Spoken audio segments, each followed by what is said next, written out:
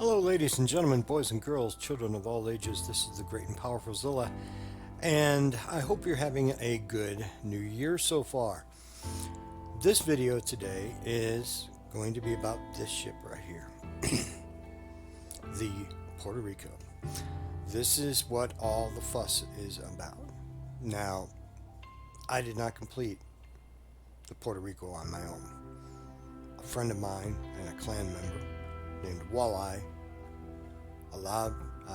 enabled me to get this ship completed for 15,000 doubloons. And let me explain how that was possible. Under the directives, the furthest I got was finishing 5, and I was surprised at myself for actually being able to do that. I got into number 6, but I knew at that juncture there was no way on God's green earth I was going to finish this thing. Everybody knew I'd been working on it. 2 of our clan members, Walleye and Torch Cad 30, had received Puerto Ricos. They had gotten to Puerto Rico. I had no intention of buying the ship in any way, shape, or form. But I had gotten through, I was on stage 6. And when you're on stage 6, over here, there's a little tag that says purchase for 15,000 doubloons. So I was able to, because of Walleye, I was able to do that, purchase it, got all these little perks, and managed to get to Puerto Rico. All right.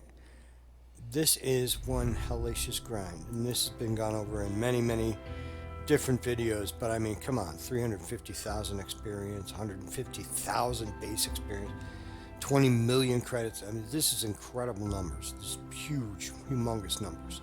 7,000 times with the main battery. And that's stage 6. Stage 7 gets even more ludicrous, okay? So this was a monster grind, and it left a bad taste in a lot of people's mouths. But thanks to Walleye, I was able to get to Puerto Rico. So what I'm going to do is I'm going to take this bad boy into a co-op battle and show you what it's capable of doing. However, let's talk about the history of the ship for a little bit. Don't have any real pictures of the Puerto Rico because it was never actually built. There were 6 ships of this battle cruiser design planned in 1940 as a response to the German pocket battleships, the Panzerschiffs, the Graf and Deutschland and Lutzow. Okay?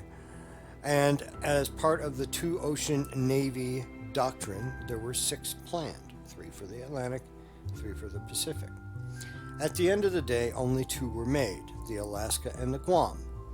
These ships, as originally planned, had 3 turrets with 9 12-inch guns. In the game, they've added a 4th turret with 3 more 12-inch guns, giving you a grand total of 12 12-inch guns. This is a battle cruiser. In 1943, the Puerto Rico, Hawaii, Philippines, and Samoa were canceled. The only 2 ships of this class that were actually built were the Alaska and Guam, and they were completed in 1944. Okay, so the Puerto Rico, what do we got in the game?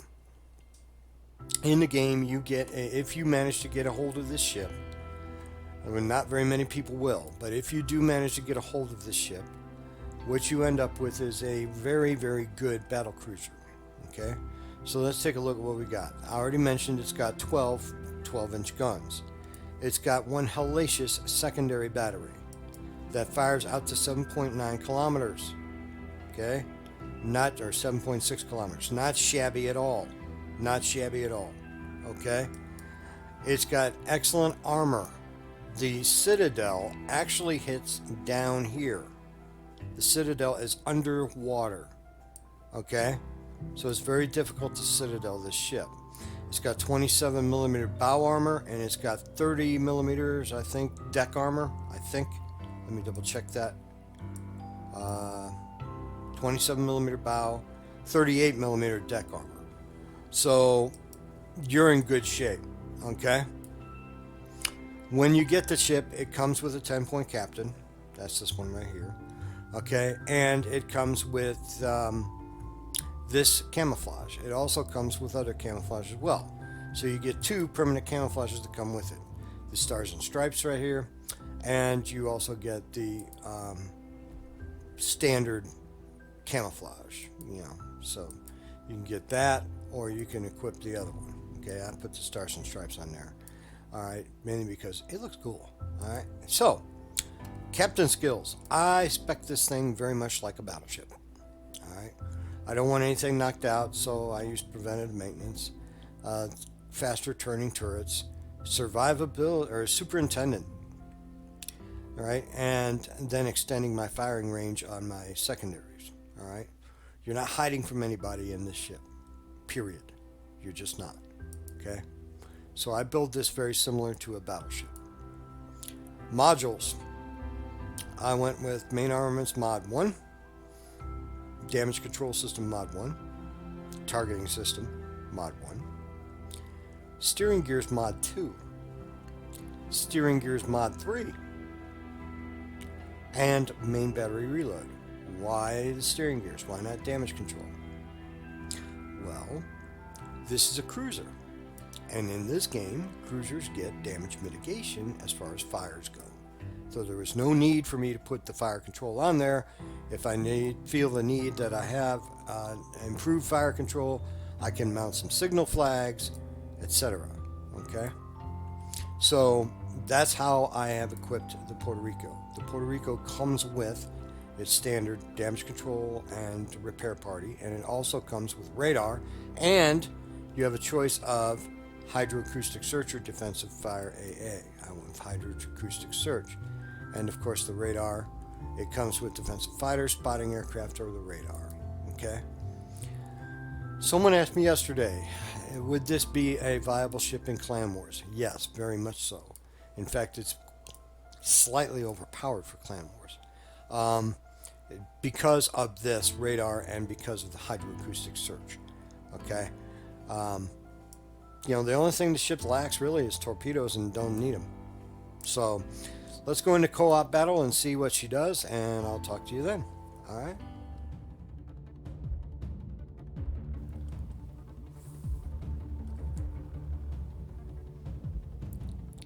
Okay, co-op battle. And I'm not on top of the list, I'm not on the bottom. And the reason I do co-op battles like this, guys, is it's kind of foolproof for me to show you what the ship can do without, any of the nonsense that goes on. Action stations. Again, a good portion of your battle is going to be spent getting to and from the fight. Okay, so I'm ended up over here, and I'm right in front of the sea cap, I think that is. So I'm going to head down there. Now this is normally like Destroyer Alley, but the team I was on happened to be so darn good that this battle doesn't really last very long. Okay, so I head on down here, and Puerto Rico's good. It's pretty fast. It goes about 30 something knots. I think it's 33 knots. It can move, and with the steering gears, you can see I turn on a dime. This thing turns extremely fast. All right, so moving right along and zipping along here, and we're going to see what kind of trouble we can get into. All right, it is a pretty ship to look at. I don't know, maybe I'm biased because I am American. Also, prayers and thoughts for all the guys Enemy force detected. The people of Puerto Rico who just suffered 2 back-to-back earthquakes, and Enemy cruiser detected. It's a tragedy, and fortunately nobody I know was injured in the event. But I happened to come across Puerto Rico to begin with on this battle, so I'm going to fire some high explosive shells. Now, your high explosive shells are heavyweight shells, and they also pack a punch with fire at 27%. You can, of course, increase that with flags, and you can increase it with captain skills like Demolition Expert as well. But 27% is pretty good. 1 out of every 4 shells is going to start a fire. Not bad at all.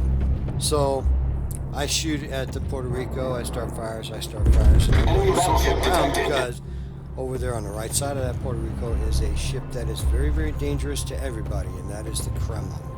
And I do not want to get hit broadside by the Kremlin, so I'm turning away, and I'm going to circle around and continue to, hit that Puerto Rico. Puerto Rico has no slouch for health. It's got 72,000 health as a base, and you can punch that up with survivability expert as well. Okay, essentially this is a battle cruiser.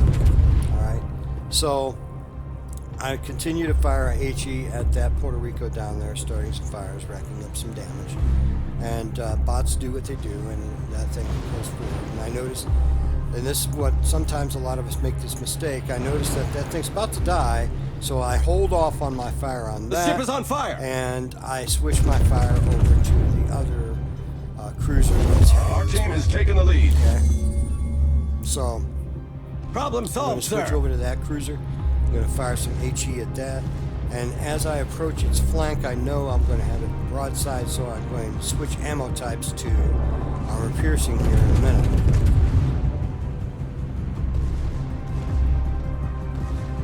I mean, you're firing around every 17, 18 seconds. Not bad. And look at the secondaries go. Secondaries are no slouch. Not sure, but I think you could spec into secondary spec this ship and do pretty well with it. Certainly you wouldn't want to be brawling in a cruiser like this, but if you're going to brawl, Our this victory is and in sight. would be cruisers that you might want to brawl with.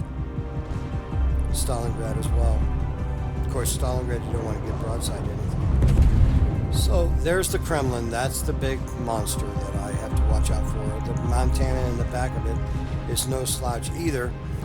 But the Kremlin's got those big 18-inch guns that can really wreck me. So I'm going to keep my bow in toward, try and keep my bow in toward both of them. I'm going to fire armor piercing, try and get some hits. I took a big hit from the Kremlin there. And I'm going to continue to fight in the scrum, trying to get behind them. Torpedoes to starboard. And those torpedoes were launched by one of our ships. And one of them is going to hit me. The ship is on fire. I hit damage control knowing a torpedo hit is coming Problem solved, sir. to prevent the flooding. And when the Kremlin was sunk, the game ended. So, there you have it. The USS Puerto Rico. 79,000 damage in a co-op that didn't last very long. 82,000 credits, not bad. If you guys can get this ship, get it. Again, thanks to Walleye. Y'all have a great day. Be good to each other. Take care. Bye.